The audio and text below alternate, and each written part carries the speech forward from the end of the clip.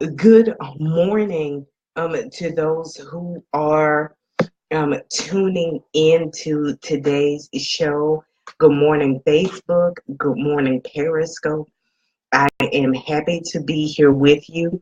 The phone broadcast has not started just yet, but I wanted to come on and just say Happy New Year. I'm excited for our first show of the new year. I do hope and trust that you have had a phenomenal start to the new year. Just to give you a little bit of background as to what I'm going to be talking about today, it is the 8 areas where we lose ourselves in life and business. And if you're wondering if I'm going to be talking about a particular book out of my ever growing collection, I will actually be I'm talking from my book, Prayerfully Paying Attention, 8 areas where we lose ourselves. And if you follow me on Facebook, you will probably know that this evening at 8:30 p.m. Central Standard Time, I will be presenting the book in its totality in my Facebook group, the Virtuous and Real Business Women pop-up workshops. So if you would like, send me a join request there, and you can get in on the entire book talk, as well as I believe two, maybe three others. I have done the Slayers, and I have done the Virtuous Businesswoman. So do join me there. For those of you who do not know me, and just to reintroduce myself to those that do, my name is Tammy Polk. I am your virtuous businesswoman, motivational makeover mentor. Yes, I know that is a mouthful, but my goal and my joy through both the spoken and the written word is to help you to realize that you do not have to set your faith aside in life and in business. And through my show, I want to motivate you to do 4 things: to rise above your frustration, reclaim your lives and talents, evolve into the men and women who are free to transform those talents into a treasure, a God-honoring business for themselves while maintaining a strong family base and their sanity, and to do it now. Right now, I am waiting for the phone broadcast portion to start. There is a show on before mine that apparently is running over. So I am waiting on that before we get started. So I know one thing that I will be doing, I will be presenting these 8 things in what I consider to be record time. So I do hope that you will stick around for these few minutes while I'm waiting on the phone broadcast to start. But if you want to get a gist of what we're going to be talking about, I will actually read really, really quickly the subjects from the table of contents that we're going to be talking about. We're going to be talking about wavering faith, faltering family, um, being an individuality chameleon, who we're meant to serve, what we're meant to do, good, bad, and ugly relationships, trivial pursuits, and majoring in the minors.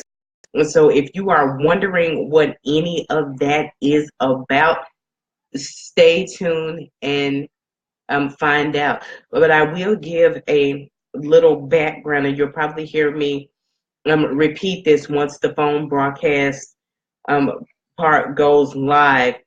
But I will say that many times we get so inundated with life and business that we aren't paying attention to what's going on around us. A good example of that is the Adam Sandler movie Click. He was so busy fast forwarding through life that he didn't realize that he was losing his ground um, with his family, and not understanding that fast forwarding through life was actually a detriment to his family.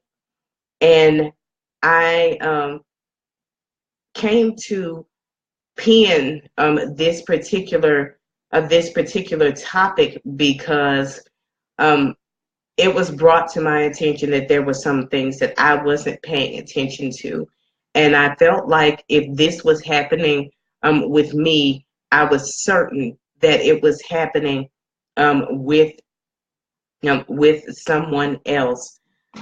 So I wanted to share. Sorry, my producer is actually calling me. But I wanted to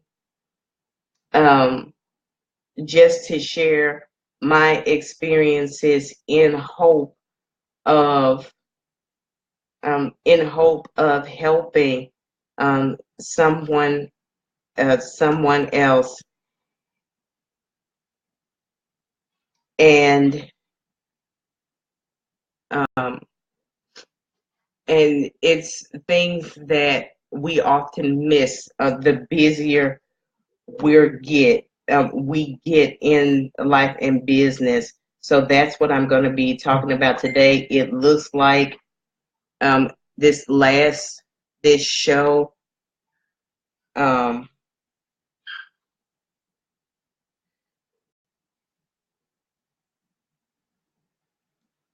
um, just going to um, going through some things, and I wanted to share my experiences. For those that are waiting for the radio broadcast, please forgive me. I neglected to tell them that I'm calling from a different phone number, so they can't see me. That I am there. I forgot to tell them that. Um, so I just let them know that I'm there, and they're going through the sponsorship message at this time. Thank you so much for staying with me. And if you are on Facebook or Periscope watching me, watching me right now, you can feel free to comment throughout the show. I will respond to comments once the show is done. Good morning, and happy new year. I am extremely excited to be back with you today on the Virtuous Businesswoman Motivational Broadcast. I missed being live with you guys, as most of you know. The latter half of my 2017 shows were pre-recorded, so I'm absolutely ecstatic to be here with you today, and to again say Happy New Year. And I hope already that you have had a phenomenal start to the new year. So what I want to do first is just reintroduce myself to those that are listening here on the broadcast. Those who are on Facebook and Periscope, forgive me, you've already borne through this. But this is Tammy Polk, your virtuous businesswoman, motivational makeover mentor. Yes, that is a mouthful. But my goal and my joy through this broadcast is to always help you to rise above your frustrations, reclaim your lives and talents, and to evolve into the person who is free to transform those talents into a treasure, be it a God-honoring life, business, or ministry serving others while maintaining a strong family base and your sanity, which is not easy. So we are going to dive right in to today's topic. I mentioned this to my viewers on Facebook and Periscope. I will be, for this particular show, speaking out a different. So if you expect a virtuous businesswoman, join me on the 25th. But today I want to just put us in mind of something, and I want you to ask yourself, am I really and truly paying attention? And I want to talk today about 8 areas where we lose ourselves, whether it be in life, in business, or in ministry. So we're going to dive right in. The first thing I'm going to talk about is wavering faith. Wavering faith. You know, as children, we're born full of faith in the people around us. We believe that anything is possible.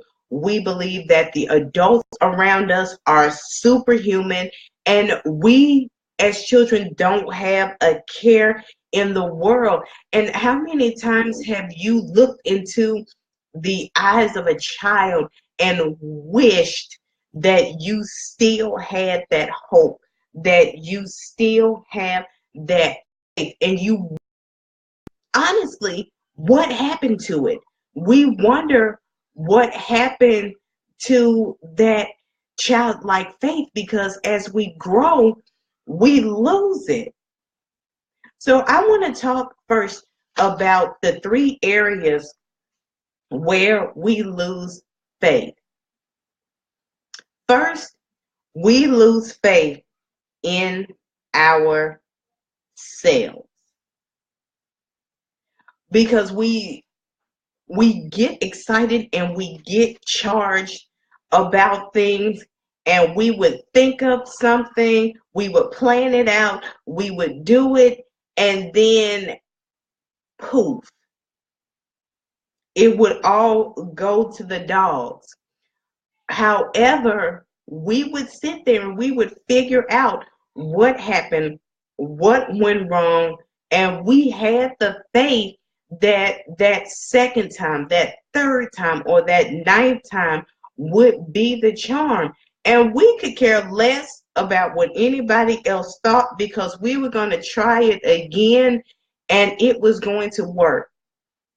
And we carry that same feeling and desire with us throughout our lives.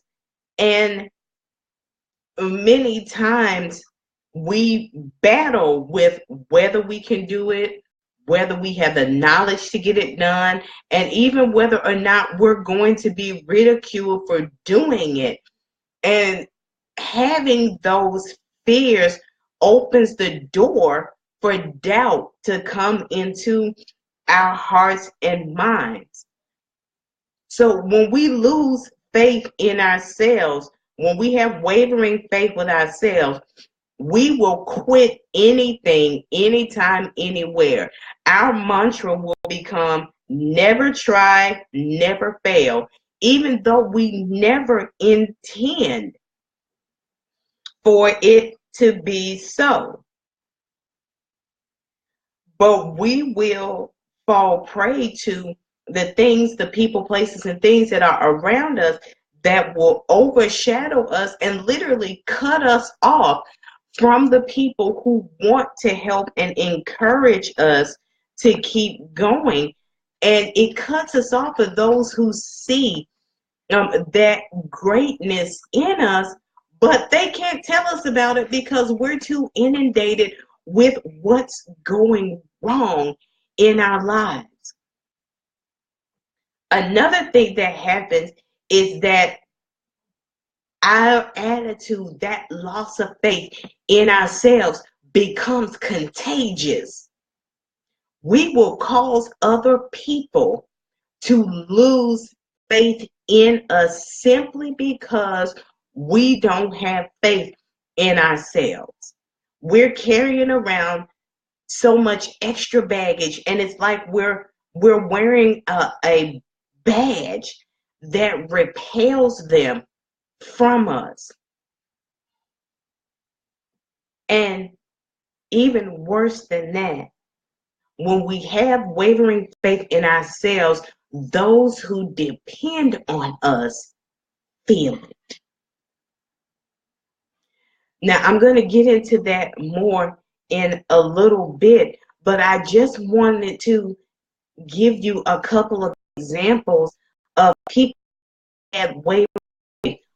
Moses, zero faith, like none.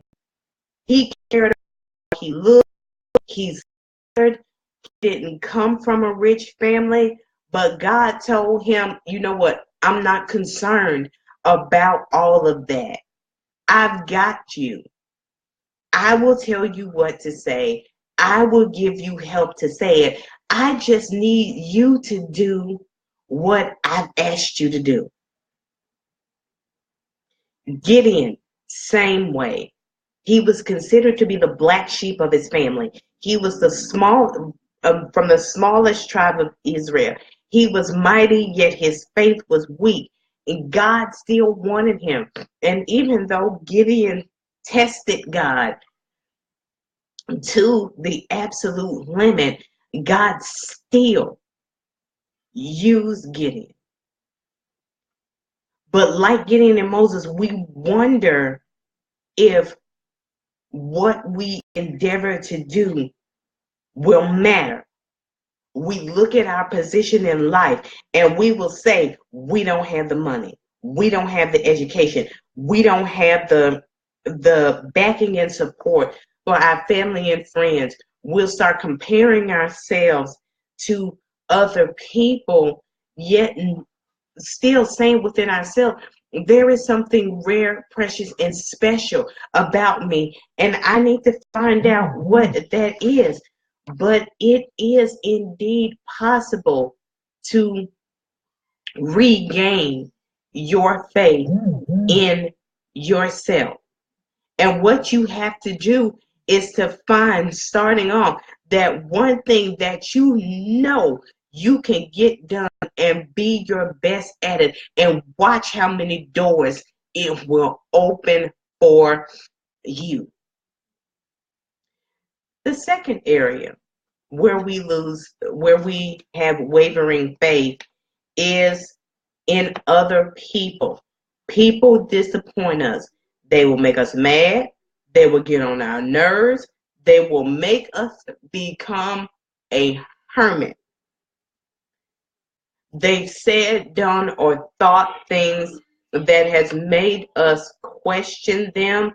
And we've been on both sides of that. I know I have. We lose faith in others when we need help and we don't get it. We understand that people are busy. We understand that people have lives. However, in those times where we need people to come through for us, sometimes they are not there. If they lack integrity, if they don't do what they say that they're going to do, when and how they say they're going to do it, that is a huge roadblock for us. When we invest our time and they squander it, they waste it, it makes you not want to deal with them anymore. Just like the 10 lepers who were cleansed by Jesus, only one came back and said thank you. And not that Jesus was discounting the one that came and said thank you, but he said, my God, where are the 9? They kept going like nothing had been done for them. When we lose faith in others, it can come back to hurt us because we will shut down. But we have to ask ourselves, is it because we have unrealistic expectations? Which brings me to my third one. Having wavering faith in God. This is dangerous. And it can come from having unrealistic expectations. We expect God to do things like that, but we know that His timing is not our timing. So when we allow what I call in the book our inner 5-year-old to take over, we want what we want, when we want it, how we want it, and it angers us when God doesn't do that. Or on the other side of the coin, we get upset when God does indeed give us what we want, and then we realize it isn't really what we want. And then when we're out of tune with God, that faith is not there. So one thing we have to remember is that wavering faith is something that doubt loves. Doubt looks for wavering faith. I've really got to move. The second thing I'm going to talk about is the faltering family. When our faith wavers, it affects our family. So I'm going to tell you how. We have to fight for our families. We have to defend them against the people, places, and things that are attacking the family today. Having a family is a constant battle. And as the leaders of our families, both male and female, we have to learn. We have to build our families.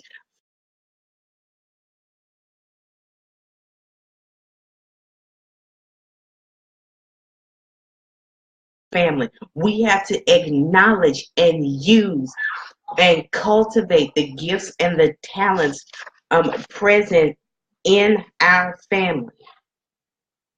We also have to be careful of the decisions that we make, because the decisions that we make can take our family out.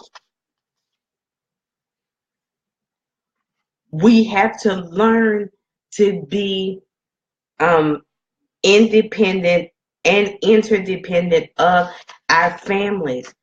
Even though we have a family, there is still interests, desires, and goals and assignments on our lives that we still have to take care of.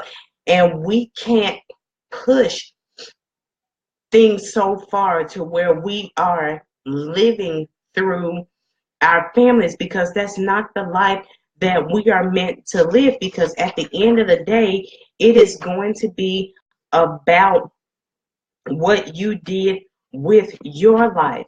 We're not to abuse and misuse our families, especially with this do as I say and not as I do mentality. I will tell you now, that will kill your family.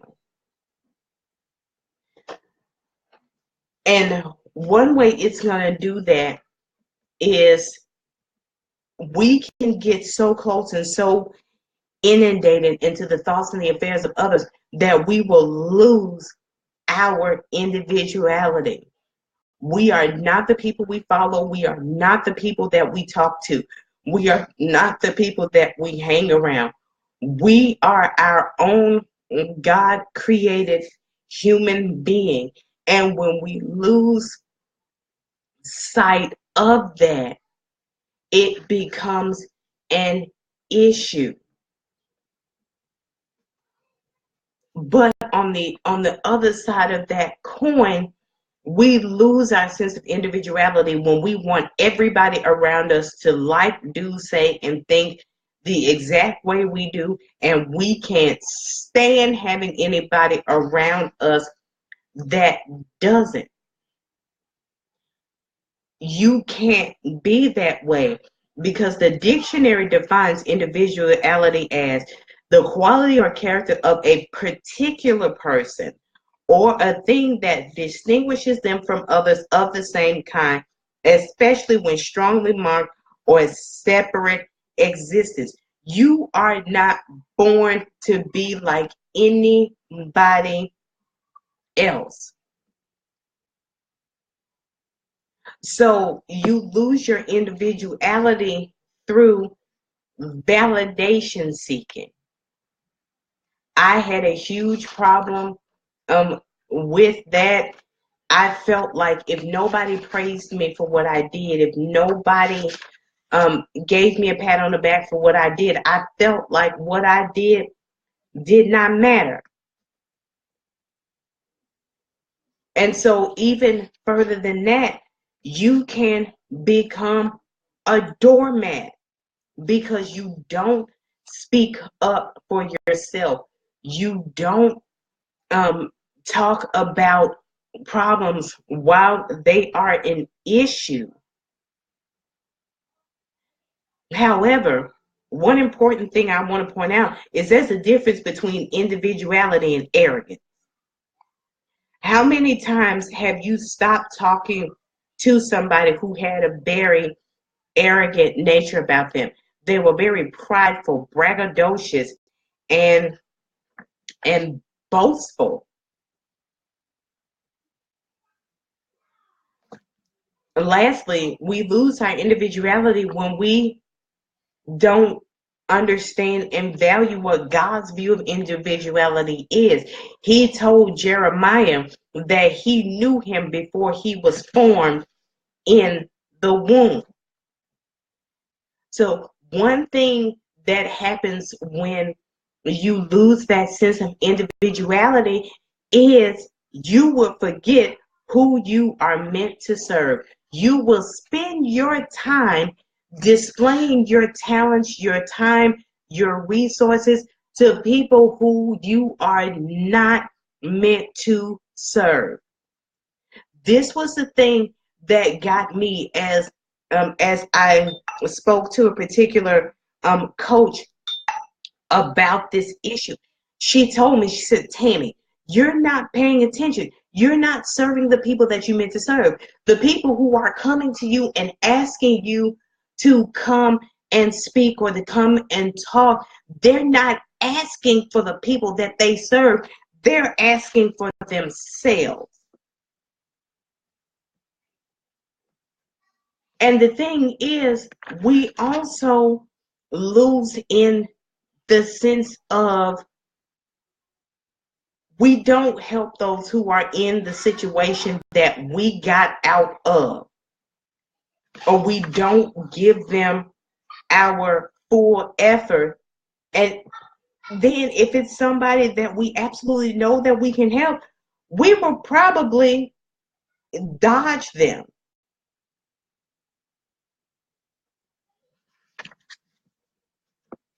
Another thing that we will lose out on, I'm not going to finish this, I'm only on number 5 of the 8, is what we're meant to do.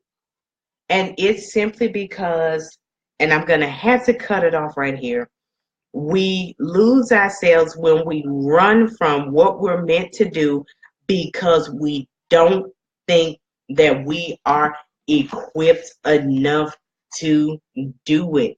If you have heard me talk about the Slayers, you know that we talk about the issues of money, time, family demands, job demands, misplaced talents, misunderstood talents as complacency, as reasons why we do not do what we are meant to do. I promise I will pick up these other 3 areas when we come back on January 25th. So I do hope and pray that you are able to join me either here on the phone, live on Facebook, or live on Periscope, but I dare not end my show without thanking you and Moving in Storage, sponsoring the channel. Thank you for everything that you do. To Nicole Gates, darling, first of all, congratulations.